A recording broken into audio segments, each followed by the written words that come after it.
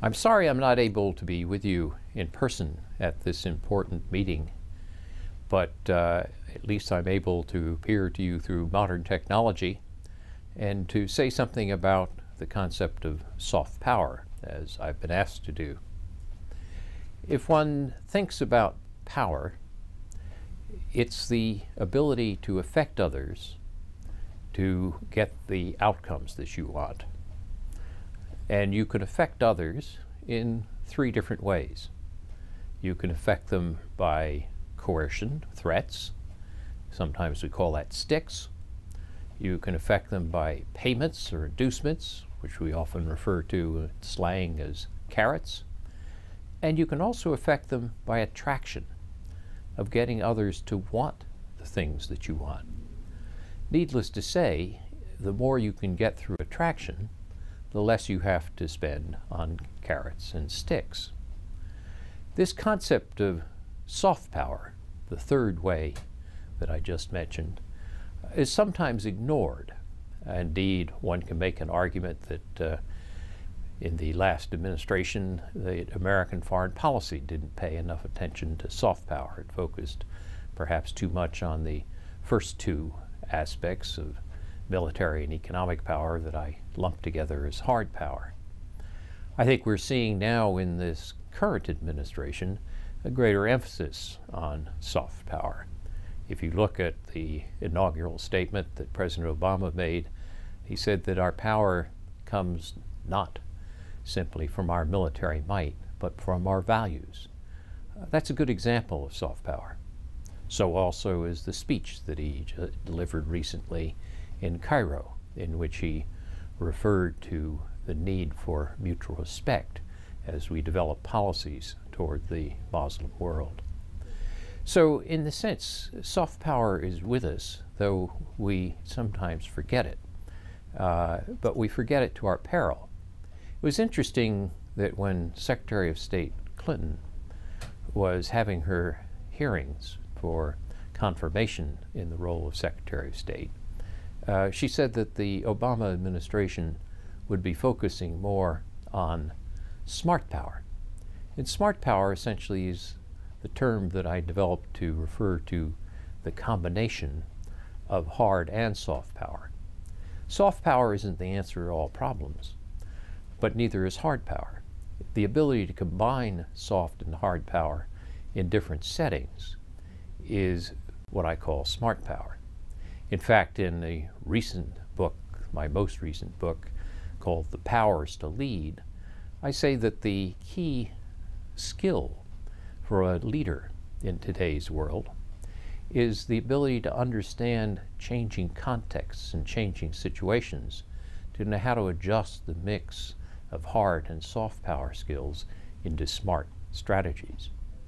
But let me return to the level of the country or the state rather than the level of the leader, the individual leader, and say that when we look at international politics, we notice that soft power matters, not just in individual relations, but in relations among states.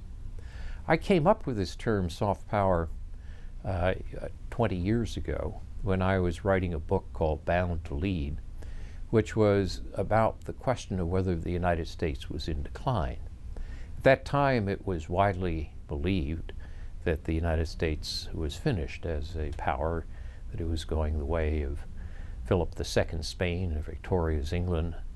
I didn't think that was right, and I tried to do a calculus of the various resources that produce hard military power and the resources that produce hard economic power.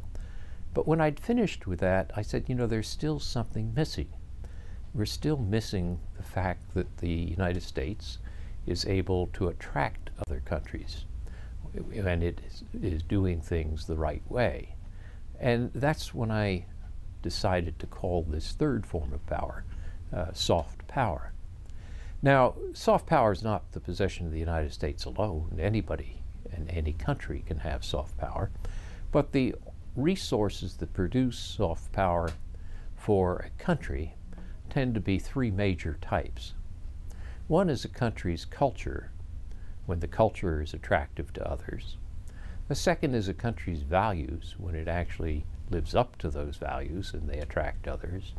And the third is a country's policies, when those policies are seen as legitimate in the eyes of others.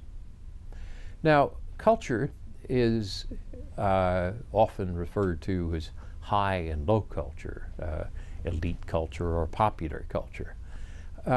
In fact, all aspects of culture can be important. The idea that high culture or literary or elite culture can be attractive is something I think most people experience. But in addition, the effect of something like films or songs can make a country more or less attractive. Now, it doesn't work in all ways at all places. Take, for example, Hollywood films. Those may be attractive in some places, but not others. For example, if you see a film which shows women dressed in bikinis and working and divorcing their husbands, that can be attractive perhaps in some area where there's a desire for greater liberty for women, greater freedom for women, but it can be repulsive in others, let's say Saudi Arabia or a conservative Muslim culture. So a cultural artifact, such as a film, may produce soft power or attraction in certain circumstances and not in others. Indeed, it can happen inside a single country. For example, in Iran, the ruling mullahs regard Hollywood films as part of the great Satan. On the other hand, a younger generation of Iranian often wants nothing more than to have a cassette of an American film to show in the privacy of their home. So culture can be an attractive a resource or not, depending on the audience, and that can vary. The second thing I mentioned is a resource that can produce soft power, or values. If values are broad and universal and attract others, they obviously can produce a positive effect for a country. But the country has to live up to them. For example, if you find that a country speaks of freedom or liberty and doesn't act on it at home, that can undercut the attraction or possible soft power that can come from such values. For years, the United States practiced racial segregation in the American South. President Eisenhower in the 1950s realized that as African countries were beginning to become independent, that these practices at home were undercutting American soft power. Now, nearly half a century later, the United States has its first African-American president, and I think that's helped greatly to show that the values that were in the Declaration of Independence, that all men were created equal, we didn't live up to them for quite some time, but they were there and they made a difference. In the end, it has shown its effect. And that's why I think something like, for example, the election of Barack Obama has enhanced American soft power in the sense that it's shown that we are indeed, at least in part, living up to the values that we profess. The third source of soft power that I mentioned was the policies that a country pursues and whether those policies are seen as legitimate in the eyes of others. It's not enough just to proclaim your policies to be legitimate. It's how they appear in the other's eyes that makes the difference. A good deal of the problems that the United States encountered under the Bush administration, the recent Bush administration, was a feeling that policies like the invasion of Iraq without a United Nations mandate was not legitimate. And that essentially undercut American soft power. Indeed, if you look at public opinion polls around the world, you can see considerable decline in American attractiveness as measured by polls in Europe, Latin America, and almost all of the Muslim world. Now, if you think about the question of legitimacy, you realize that to the extent that a country can pursue policies which are in its national interest, or good for itself, but also in the interest of others, those policies are likely to be more legitimate. And that's why it's important that a country pursue what's been called global public goods. A public good is something which can benefit everyone. Clean air, for example, is a public good. If I improve the quality of the air, it helps me, but it helps you as well. And there are, in global affairs, certain things that are public goods. Freedom of the seas, access to the internet, let's say dealing with global climate change, stable international financial system. All these are good for the country that's helping to promote it, but good for other countries as well. The extent to which the United States is able to orient its foreign policy toward developing global public goods also will increase its soft power. Now, I've spoken a lot about the United States simply because I'm American and the U.S. is the largest power, and I wanted to try to illustrate it with that. But don't make the mistake of thinking that soft power inheres in the United States alone. Clearly it does not. Take a country like Norway, which is not part of the European Union. Not many people speak Norwegian, and it's a country, though, which has used its policies to enhance its legitimacy. For example, Norway has spent 1% of its gross domestic product on overseas development assistance. It has tried to act as the peacemaker in places like the Middle East, and that essentially has added legitimacy to Norway's policy. So while Norway, with its 5 million or so people, is not going to be a superpower, nonetheless it can do what the British call punch above its weight. It can be taken more seriously because of the soft power that's engendered by the legitimacy of Norwegian policies. So that's to illustrate the point that any country can develop soft power and use it. You don't have to be a superpower. But let me turn back to the larger countries and some historical examples. If one looks back at the Cold War, what's interesting to realize is that the Cold War was a situation where there was a combination of hard and soft power into a smart power strategy. American military might, the NATO alliance, together helped to deter Soviet aggression against the European countries that were neighboring it. But the thing that's worth noticing is that it wasn't just military might that mattered. It also mattered that there were ideas that were flowing behind the Iron Curtain, which meant that people became disillusioned with the authoritarian communist system. And that meant that when the Berlin Wall finally went down, it did not succumb to a barrage of artillery. It succumbed to hammers and bulldozers wielded by those who had lost faith in their systems. That's an example of how soft power contributed to the end of the Cold War. Now, think about today and the situation that we face when we think about the threats that are posed by extreme violence from certain small segments of Islam, particularly Al-Qaeda and bin Laden. If you say, how can you defeat bin Laden, you're not going to be able to do it by guns alone. Yes, it's true that you need to use military forces against those who are trying to attack and kill you. But the real secret to success in a case like this is going to be to combine soft power with hard power. The soft power is not going to convert bin Laden. Clearly his mind is made up. The soft power, though, may attract those in the Muslim mainstream who have a lot more diverse values than those that are expressed by bin Laden.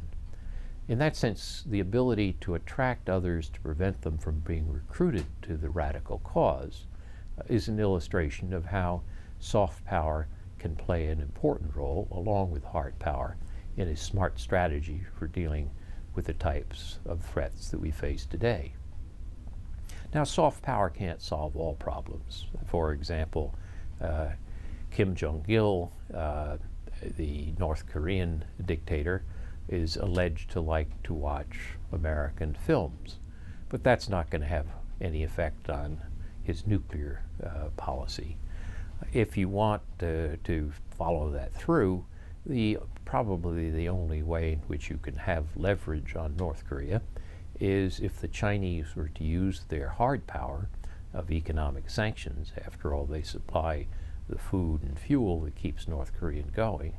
That might have some effect, but attraction of the North Korean regime is not likely to be successful.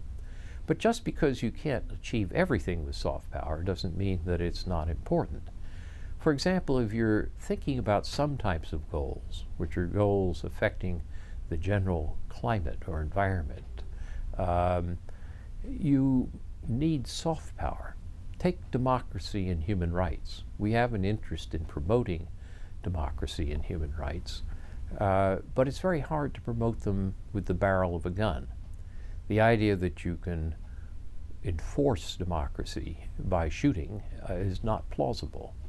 What you can do, however, is set examples and provide ideas that can attract others to find their own paths to democracy. Sometimes in one tradition of American foreign policy, this has been called the role of the shining city on the hill. Ronald Reagan used that term, though it goes back much earlier. But that is different from imposing ideas. If we're going to be successful in attracting others, we have to pay attention to the diversity of the views and culture of others.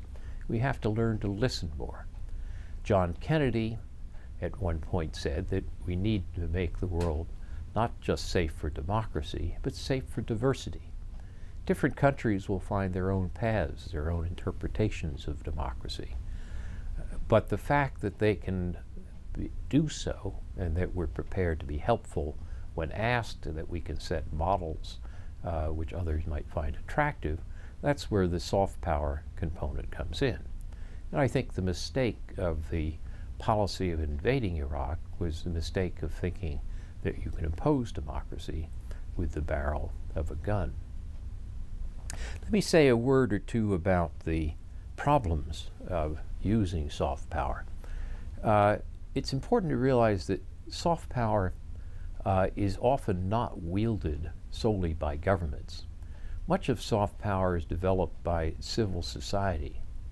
For example, if you look at American soft power, much of the attractiveness that it is produced for the country comes from non-governmental organizations like the Bill and Melinda Gates Foundation with its program to combat HIV/AIDS, or like the American universities, which attract students to come to the United States, or even Hollywood and films that sometimes are terrible, but sometimes attract people to values of individualism and liberty and free choices. So civil society generates a great deal of the attractive culture which can produce soft power. But notice that the government can't control it, or indeed, if the government were to try to control it, it would violate the values of a liberal approach, which essentially are another dimension of soft power. It's interesting, if you think of the role of popular culture, to notice that India, a democracy, has a vibrant film industry in Bollywood, larger perhaps than Hollywood, and China, equally as large as India in size and with many talented filmmakers, doesn't have that kind of popular presence. In part, I think that may be the fact that censorship sets limits on what Chinese filmmakers can do. But in any case, popular culture when the government tries to control it, may turn out not to be a soft power resource because people are not trusting it, that the government is doing what it's doing. Another problem with soft power is that not just that the government can't control it, but that it's often very slow. If you want to accomplish something quickly and you invade a country, you perhaps can overthrow a government in a matter of days or weeks. If you want to convert people's ideas to democracy, for example, it may take a generation or a decade. And very often politicians are not very patient. They want results that they can show to the electorate in the short term without having to wait to a period when they're no longer in office. So the fact that soft power is not within government control fully, and that it's not completely and not often quick in its results and responses makes it sometimes a tool which politicians underuse compared to what they should be doing. In any case, I think it's also worth remembering that soft power is not good per se.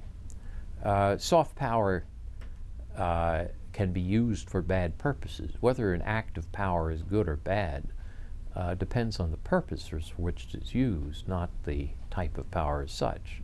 It's not necessarily better to twist minds than it is to twist arms.